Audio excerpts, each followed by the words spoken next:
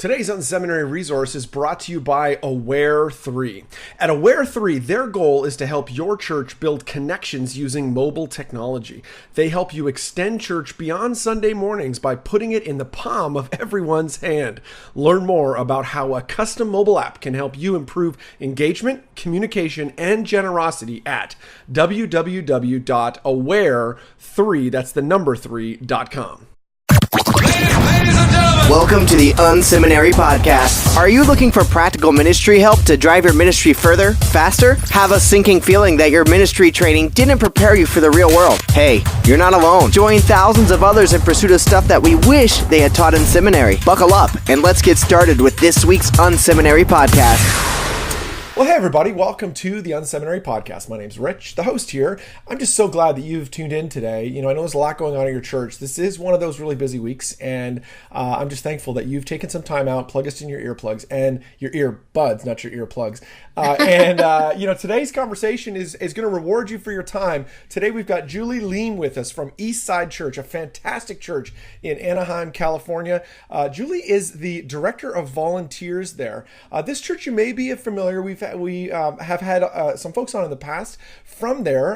They have two locations, one in California, one in Minnesota, I think is where the other location is, right? Yeah. Which is great. This is probably summertime's the time you want to be in Minnesota. You don't want to go there in the wintertime. Currently pastored by Gene Apple. It's a rather large church, about 5,000 people. So Julie, welcome to the show today. Thanks, Rich. I'm happy to be here. Yeah, why don't you tell us, give us the flavor of Eastside and tell us about your role there. Okay. Well, Eastside has been in existence for about 50 years. I have literally grown up there at that church and was involved in volunteer roles and leadership for years there. Huh. And our current senior pastor, Gene Apple, came on staff about 7 years ago. Mm-hmm. And he and I went way back to when he interned at Eastside. In his college years, he lived with my family. And so it was just a great big homecoming when he came back, which was a lot of fun. Cool. And but I was always in a volunteer role and in leadership and in that capacity. And when he came on staff, after he'd been there a couple of years, and he really had changed the vision of Eastside and the direction that we were headed, he really centralized our focus and created our vision statement, our mission statement. And so we knew what we were about. We weren't about 100 things. We were now about 3 things to really mobilize us forward. And about 2 years into his time with us, he and the executive team asked me to come on staff and added this role of director of volunteers to the staff. Okay, very cool. And so that was new to me to become on church staff. I had always been in a volunteer role, so I think that's part of maybe why they asked me, was because I know the life of a volunteer. Yeah, absolutely. Very well. So this is a new role to Eastside, and at the time we were very silo ministried as far as there was no standardized practice for how different departments went about recruiting volunteers, maintaining volunteers, onboarding volunteers, celebrating volunteers. Some departments were knocking it out of the park. Some departments were really struggling. There was a whole lot of inconsistencies, and they just knew that this, for our church to grow, that it was going to be, the DNA of our volunteer culture needed to be changed and enhanced and really solidified into something really electric across campus, regardless of what department was happening. And that we knew that we need volunteers to be able to grow and take us into this future to kind of carry out Gene's vision for the church. So that's why they prioritized the role. Absolutely. Well, I think it's natural. It may not be good. Well, it's probably not good. This kind of siloing that can happen in ministry. By that, we mean, kind of each department is doing its own thing. And so you've got, kids ministry. They're pretty convinced that the way they're doing it is right because they have to run people through, background checks. And then, the folks in, groups ministry, they're pretty fired up about the way they process volunteers because they want to, dig deep into people's lives. And, then the music guys don't have any process, that's just the kind of normal, that's normal, right? And that, right. I only say that because I can totally identify. That is, I think so many churches are in that boat. So how did you go about trying to tackle that issue? Well, I was very blessed with the leadership that brought me on because, again, I was the greenest person on staff. I mean, I'd never done this church thing for a living, and the executive team brought me on. It was their vision. And when I speak to different churches or retreats or anything like that, I always talk about if you want to change your volunteer culture, it has to start with changing your staff culture. And it has to have a lot of vision that's coming down from the top, all the way from the executive leadership down, that they are bought into this value of the church, that it cannot function in a healthy way without a healthy church volunteer culture. And that won't happen on its own. Right. It has to have some structure and organization to it. So the executive team worked directly with me at the very beginning when I was first onboarding, and then we worked with their staff. So our senior minister was working with our staff to just be able to cast this vision that this role was coming on. We were going to create some new standards because we're going to raise the bar about how we took care of volunteers, and that it was going to rock in every department. Right. And we were all going to be in unison with this thing. And we really started working on changing our staff culture before we tried to influence our volunteer culture, which paved the way then for me to come in with some new processes and procedures. If I came in with new processes and procedures, but nobody was catching the vision, right? I'm just pushing that rock up the hill by myself. Right, absolutely. So that was just a huge blessing to me that I was onboarded in that way. And because I've worked with lots of other really large churches, and they don't even have this role. Right. So they're still very much silo ministry, which ends up being these departments are competing with each other for volunteers, and the volunteers are growing fatigued hearing it. Come serve in my department. Yes. No, come serve in mine, Yes. And it just gets exhausting. Absolutely. So. Well, the thing I appreciate, I think you're obviously underlining a super important point. It's got to start at the top. There has to be vision for it, which is a nice, humble way to say that, to try to deflect some of the good things that have happened there. But you must have done something to try to help that in alignment. It's one thing to have kind of the big vision. What were you doing to kind of help the alignment to actually move people towards that? Right. Well, one key thing that we did that was decided to identify a person in each department, a staff person in each department that was responsible for the onboarding of volunteers. Okay, great. And the overall health of the volunteer culture within that department. So I created standards, and each department, then I work with what we call that role a volunteer champ. Yep. So every department has a volunteer champ. It's a staff person. I work with the volunteer champs then to say, okay, here's how we're going to follow up with volunteers. Here's how we're going to track them in a database system. Here's what our new standards are for solving problems, adding new volunteer roles to different departments, those kinds of things. So I can highlight for you the big things that we had to get in place, but the thing that made it most successful was there was an identified staff person in each department to carry it out. And I had alignment with the executive staff. Right. You had a big stick.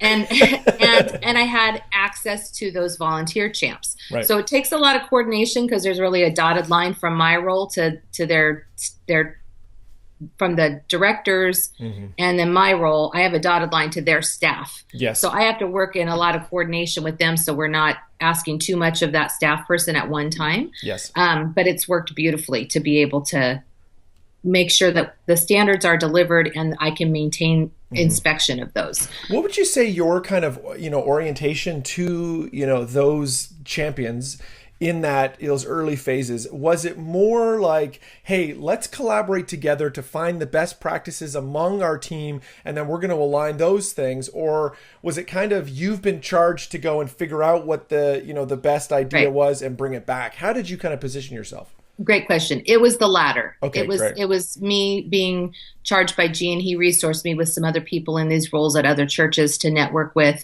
and bring back some of their best practices. But also the executive team member and I were all working together and coming up with our own ideas. So we worked together as a team. I did some research and networking with other churches, and then came back with our best plan. And really, there were taking a peek at my notes, there were probably 3 or 4 things that we did. Yeah. We created a centralized system for volunteers, one place that they went to express their to sign up to volunteer. Yeah, tell us about that. What was, if I'm at Eastside today and I'm like, I'm sitting in your service, maybe I've gone to First Steps with Jean, I am kind of interested in the church. How do I express interest? What does that look like for my service? Sure. On a given weekend, you can just walk up to our information desk, and they'll take you to our website and sign you up for whatever department that you're interested in. So our website is one way to enter the portal. You walk up on the weekend to the information. They're going to go to our website to enter you into our portal. If we ever have any recruitments that are happening on campus, all that information goes into the portal. So there might be several different streams, but they all go to the same place. And so we created one centralized way that we input the information into our system, and then it got distributed to the right departments. So you could come in this front door and say, everybody comes in the front door, and then you tell us what room you want to go in, right? You want to go to creative arts, you want to go to children's, you want to go to guest services, and then it goes directly there. And from there, then those volunteer champs in those departments get notified, and they start their follow-up. And I've already trained them on what the follow-up standards are. So that's the second thing. We had to create a way for volunteers to get in, but it didn't matter where they came from, they all came into the same place. Then the second was we had to create follow-up standards for all the departments. How are we going to follow up? So I can drill down into that if you want, but that was just mainly the next step. I'm sure every department follows up with everyone, and every person gets placed in, obviously a little tongue in cheek. What happens if things, if a volunteer falls through the cracks, or how does your system deal with kind of, hey, this contact is going cold. It's been a while since we've talked to them. How are you tracking those kind of things? Right. Well, I inspect with my team everything that's happening on a weekly basis. So that's a big part of it. So you're gathering with all those champions every week, or you're looking at a report and kind of talking? I'm looking at a report and following up with them, and then we gather with the champions sometimes monthly, and I want to get back to that where we're aligning that a little bit more. And sometimes it was weekly, depending on if we had new things that we were implementing, and we've got to train ourselves and get the practices going. We'd learn from each other. So, but weekly we're running reports, and monthly we're running reports. So we're inspecting what's happening. So we have a really good tracking system that allows us to be able to do that. And so then we, at any point in time, know where every individual volunteer that's coming into our system, what their status is. And so we've made really clear our standards to our volunteer champs that, we're going to respond within, we give them 48 hours, but it's really 24 hours before that first response goes out. We make 3 attempts to contact a volunteer before we consider them unresponsive. And we have, just different things to do to be able to track it all. So that's the beauty of it, is that it's very sustainable. But if you don't inspect what you expect, forget it. Oh, preach it, sister. Come on. No, that's great. I want to underline for our listeners, listen to what we're talking about here. Managing the data about your people is the beginning of a pastoral care process. When your church grows, you've got to manage that data very well and take care of it. When someone raises their hand and says, hey, I'm interested, if we don't go out of our way to be proactive, to follow up within 24 to 48 hours, to jump on that and to say, hey, I'm going to try to keep to close this, issue. That's how people fall through the cracks. That's how a big church just feels like a big church, not a community. And so I appreciate that. That's cool. Yeah. And sometimes people can think those processes and those details just are kind of dry, but our experience has been quite the opposite, is that all these numbers represent people, and they all have a story behind it. And so our volunteer champs are just passionate about what they're doing with getting these people connected. And if there's a glitch in the system, they're reporting it to me before I even notice it, and those kinds of things, because they know it matters. Yeah, absolutely. What database system are you using at the core, of your church? Church Community Builder. Church Community, CCB. Yeah, that's great. They're a great provider. They do a great job for sure. All right, so that's kind of on the front end. That gives me a sense of, gives us a sense of what's going on there. Sure. What else are you doing to kind of ensure alignment across the board, to make sure that there's kind of common standards in the way people serve? In the way people serve. Or just their roles, do you have like job descriptions? Yes, we absolutely do. Yeah, we have job descriptions.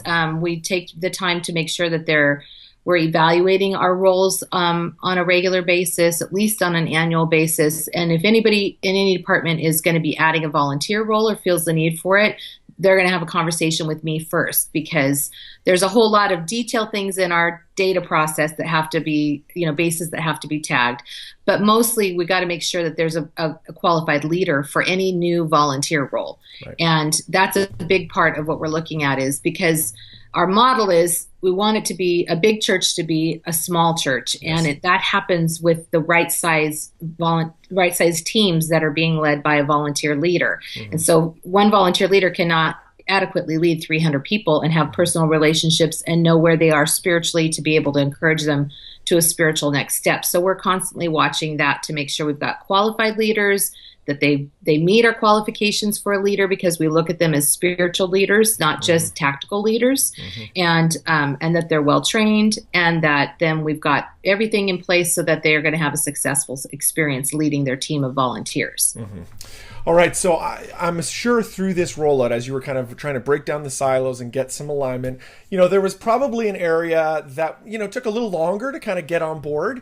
How did you work with that? You don't need to name any names. We don't need to out anybody. But how did you kind of bring that department along, or bring those leaders along? What did you learn through that process? Oh, that's a great question. I think it's just consistency. I kind of like a bad penny. I just keep showing up.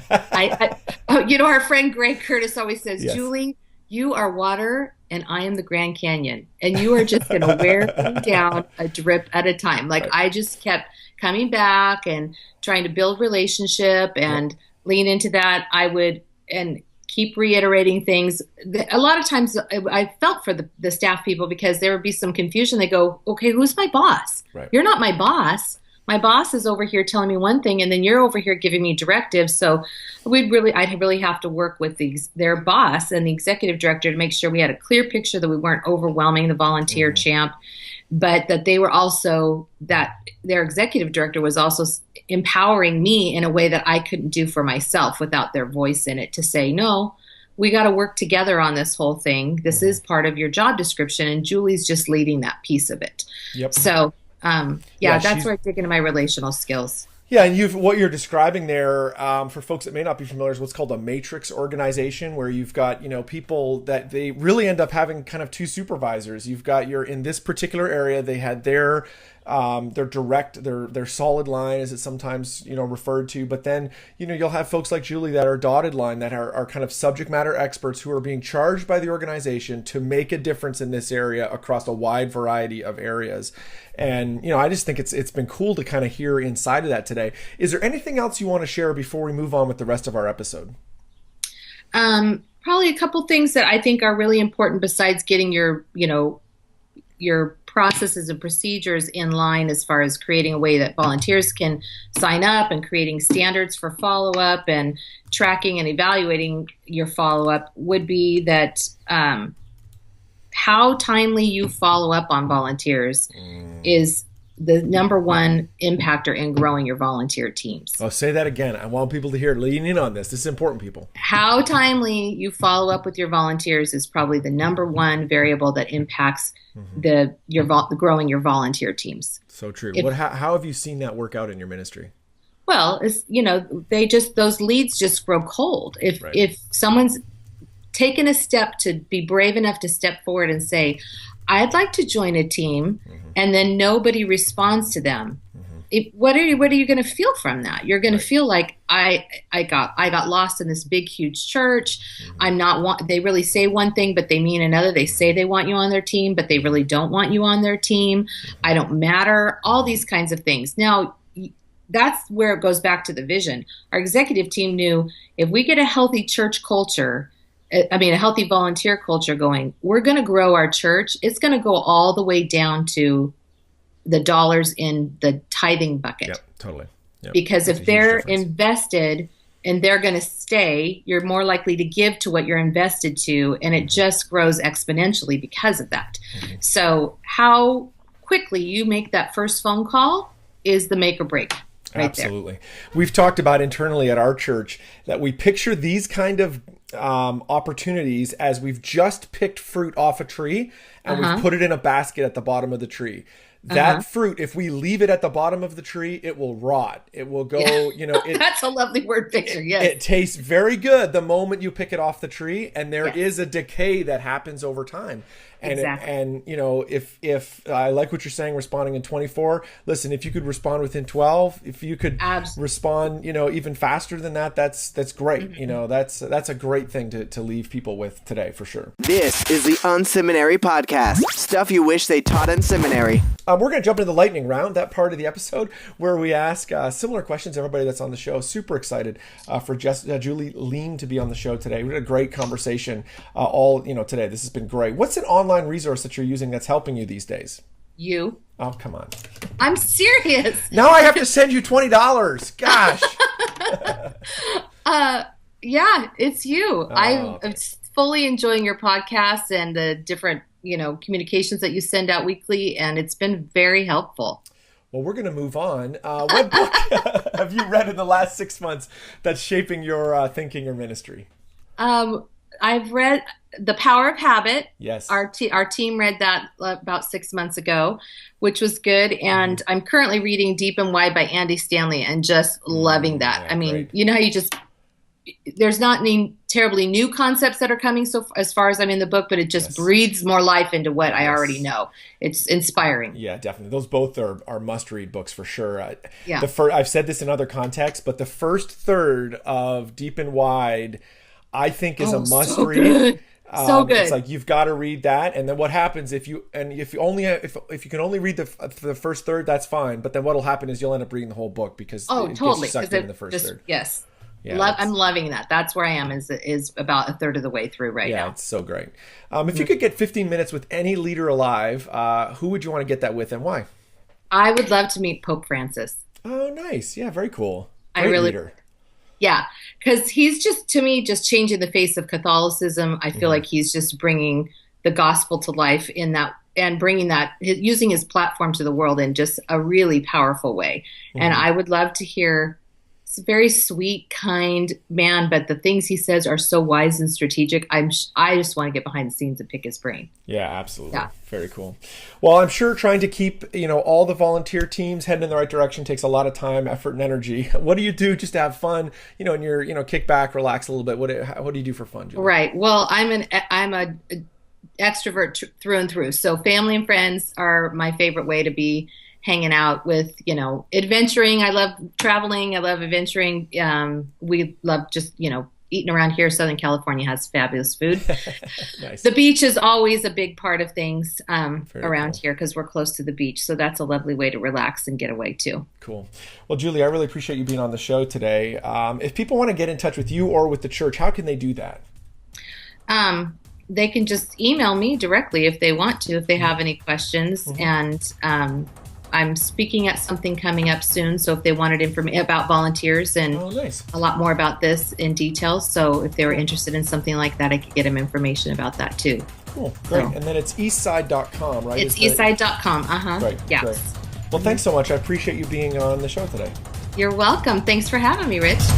Thank you for tuning in to this week's unSeminary podcast. Don't be shy. We'd love to connect. Check out unSeminary Inbox. You can sign up at unSeminary.com and we'll send you helpful training resources every week. Plus, you'll gain immediate access to our exclusive members area with tons of resources you can use. Connect with Rich on Twitter at Rich Birch or through email, rich@unseminary.com. Don't forget to check out the show notes for this episode at unseminary.com. It includes links to what we talked about today and more. Leave a comment. We'd love to hear from you. Did you enjoy today's episode? Drop by iTunes and leave a review. Thanks again for tuning in to this week's unSeminary podcast. Join us next week when we'll learn more stuff we wish they taught in seminary.